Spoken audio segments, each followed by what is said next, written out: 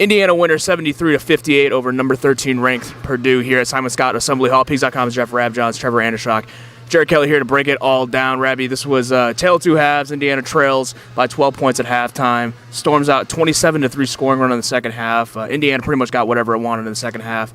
Just a huge time resume building win for Indiana, and one they kind of needed to have there to keep the season alive. It was a super impressive result, and it was a super impressive half. You know, you can make the argument pretty easily. This is the best half of basketball that Indiana's played in several years, especially when you factor in they're playing against a top 15 team. You know, this isn't Eastern Illinois or whatever. This is a legit program. They were fantastic.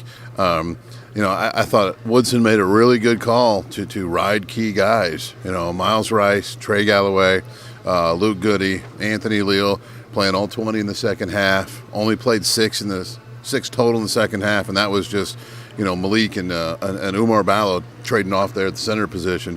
So that was a good move. I thought Malik Renew was fantastic. I thought he really was. 15 points, 6 rebounds, 4 assists. One of his better, maybe best passing games out of the post. Found a guy for a three, found a teammate on a cut, you know, 2 different types of reads. Thought IU did a good job, too, of putting shooters in his vision, you know, to where there's options there. That was really good. I thought Trey Galloway was terrific. 15 points, 9 assists. I think it's 4th or 5th most assists that he's had in his career. Trey Galloway played a fantastic game. He was really, really good. And defensively, I thought Miles Rice's on-ball defense was a big factor. Probably can make a case that was, you know, his best defensive game during his IU tenure, at least against a really good team. But those were the things that I think jump out. But overall, this was impressive. You know, there's an outgoing coach. There's a lot going on. You know, there's noise on outside. And IU had that second half. I thought that was incredibly impressive. Trevor, that second half, Matt Painter said, you know, he thought his team lost complete composure there, and it really looked like, you know, we haven't seen Purdue look that bad maybe all year, in a couple of years maybe even. What do you think Indiana did that second half to really take it to them? Well, it starts with Miles Rice pressuring Braden Smith. Whenever you can pressure Braden Smith, Purdue's going to be in trouble. Obviously, they've overcome it in the past, but that is one of the keys and one of the ways Purdue has lost in the past. If you can pressure Braden Smith, you know, he's not the biggest guy. He has a tough time passing around pressure. If you can get into him, force turnovers, Purdue's going to be in trouble. That's exactly what happened in that second half.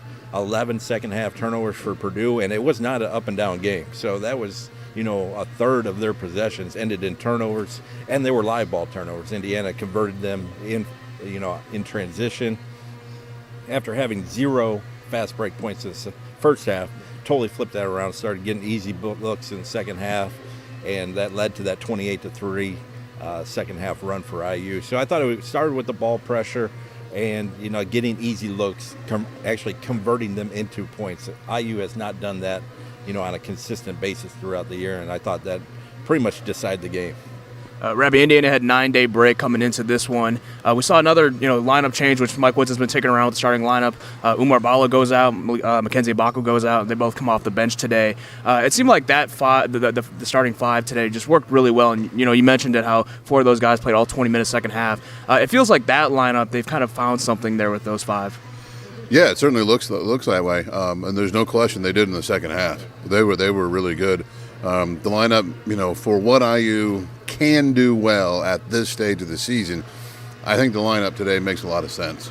You know, we really saw what Malik Renew can do when, you know, he's got some space to operate for himself, and when you know, have cutters or three-point shooters in his vision. You know, I mean, 4 assists from a guy who plays basically on the block. It's pretty solid, and it really is. But yeah, I like that starting lineup right now, and I like the idea of, okay, just ride it in the second half. Don't mess with it. You don't have to.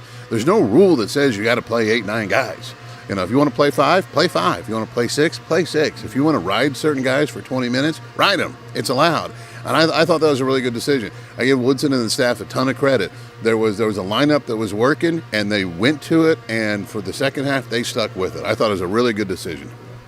Going off of that, Trevor, do you feel like Indiana's made, you know, demonstrable adjustments to what they're doing, or is it more so, you know, just putting, you know, better combinations of players out there on the floor? Well, I think it's mostly lineups and the combination of those lineups, like you said. Not playing Mbako in the second half today was a major surprise, but like Rabbi said, you just ride the hot hand. The combination was working. I think the biggest thing is they have kind of constructed the lineup a lot better than we saw in the first half of the year. You're spacing the floor better, but those guys are working well off each other. I always thought, Miles Rice and Trey Galloway were best as a duo, not subbing in for each other, having them both on the court. Two ball handlers can kind of switch off defensively as well, like we saw tonight against Braden Smith. So I think it's more about the combination of the lineups than, tinkering the strategy and different things, X and O's wise. But these lineups are working, and it's a better combination. And just to play off that a little bit, Leland Galloway played AU together for years. They know each other. There's a lot of not just chemistry, but there's just a lot of, the racing term is seat time, okay? A lot of time, there's a lot of court time together. They know each other. It's instinctual. And obviously, Luke Goody, Trey Galloway, Anthony Leal, not just grew up in the state, but they know each other, okay? Those are three big IU families. They know each other. So there's just a lot of natural, instinctive, feel when they're on the court together. And I think that's a little piece of it. It's not the biggest piece, but it is at least some piece that there's a lot of familiarity there. They understand each other. They understand each other's strengths and weaknesses. They just kind of instinctually have a really good feel of how to play together. Rabbi, wrapping us up here, Indiana gets their fourth quad one win. This one felt like kind of a make-or-break one. This one, firmly puts them on the bubble now. Obviously, they're going to have to take care of business here down the stretch and into Big Ten tournament play. But a win like this that can kind of turn your season a little bit, on the right side. Just what does it do for Indiana now? Yeah, it puts them firmly on the bubble. And I know some IU fans are like, well, they haven't played like an NCAA tournament team most of the year. I understand all that, but it's a 68-team tournament. The contract says you got to put 68 teams in. There's 68 teams in. There's going to be some teams that didn't have a great season who are going to be in the NCAA tournament this year. And Indiana now has a chance to be one of them. They can't turn around and fall on their face. But this was one of those quad one opportunities. You almost had to have this one. But now that you got it, you got 4 quad one wins. You get another one. You got 5. You don't have any bad losses. So it's like they're really on the bubble and with a real chance to make it. They're not on the bubble with a 2% chance to make it now. They're on the bubble with a real chance to make it. They got to continue to run the race, got to continue to get some wins, but this was one that put them on the bubble and gives them a real chance to make the NCAA tournament. Trevor, quickly, too, we saw at the postgame, Mike wasn't getting interviewed postgame on CBS, the players rallying behind him. Did you have any thoughts on that, just sort of the team coming together for him? Well, it sounded like Mike Woodson really appreciated it, and, Trey Galloway kind of said they aren't playing for him, they're still playing for each other. It's not just because Mike Woodson is retiring after this year that they're bonding more, playing for each other, but overall they are kind of coming together. They're facing a lot of backlash online. Fans, students, criticize them nonstop. So they only have each other to rely on, and it seemingly has brought them closer together. That is one thing that happens sometimes with teams, especially college teams. You get backed into a corner, and either the thing splinters and people go their own ways, or everybody actually goes, okay, it's us, but we're together. If you get that, then you got a chance to kind of flip the script, so to speak. They still got to continue to do it. But they did it today in the second half. I give them and the coaching staff, Woody, Kenya, Walsh, Jordy, Calbert, everybody deserves a ton of credit for today's result, especially the decisions and the tactics they used in the second half.